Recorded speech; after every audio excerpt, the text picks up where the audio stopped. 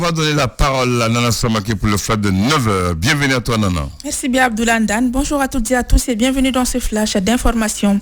3 militaires maliens ont été tués dans la nuit de mardi à mercredi dans une attaque près de Koro, dans le centre du pays, près de la frontière burkinabé, d'après une source sécuritaire malienne. Une position de l'armée à Birgapel a été attaquée vers 23h par des individus non identifiés, a précisé cette source à l'AFP, faisant état d'un bilan de 3 morts appartenant à la garde nationale. 2 véhicules de la garde nationale ont été calcinés et un 3e a été emporté par les assaillants selon la même source. Les travaux de l'Assemblée générale élective du Conseil national du patronat du Mali CNPM se tiennent ce jeudi 8 octobre à son siège. Tous les ténors du secteur privé comme Seydou Koulibaly du Sira Mali, le doyen Soya Golfa, Seydou Nantoumé de Toguna Industrie et Cyril Achar ont opté pour le candidat de la continuité Mamadou Sensi Koulibaly.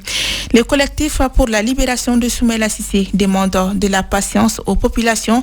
Il souhaite que la latitude soit laissée aux autorités maliennes d'annoncer la libération de Soumaïla Cissé car ces derniers jours, il y a eu beaucoup d'informations. Les femmes maliennes marchent ce matin sur la primature. Elles dénoncent la violation de la loi 052 qui permet aux femmes d'avoir 30% des postes nominatifs au Mali. Actualité internationale. Après plusieurs reports, le mini-sommet entre les chefs d'État de la RDC, du Rwanda, de l'Ouganda et de l'Angola s'est tenu par vidéoconférence hier mercredi 7 octobre. Initiateur de cette rencontre virtuelle, Félix Tshisekedi a participé depuis la ville de Goma, frontalière avec le Rwanda. Plusieurs sujets étaient au menu, mais les questions sécuritaires ont pris une grande partie dans les échanges. Donald Trump l'a reconnu sur Twitter ce jeudi 8 octobre. Un vaccin contre le coronavirus ne sera pas disponible avant l'élection américaine.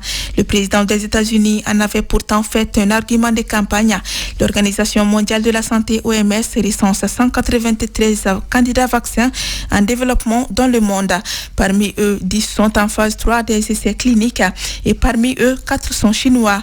Le candidat russe Sputnik V est également à ce stade.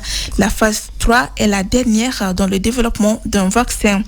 Un mot de sport pour finir ces flashs. Le tournoi de montée en Ligue 1 se poursuit cet après-midi à Bamako et Mopti pour le compte de la deuxième journée.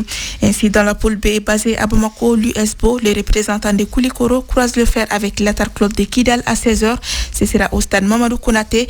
À noter qu'en première journée, les Kidalois se sont inclinés devant l'ASCO 1-0, les représentants de la Ligue de Bamako. Dans la poule C basée à Mopti, l'Espérance de Gao reçoit Al Farouk de Tombouctou. Ce sera à partir de 16h au stade Barema Bokoum de Mopti.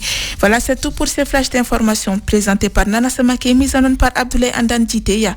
Merci de l'avoir suivi et bonne journée de jeudi à toutes et à tous.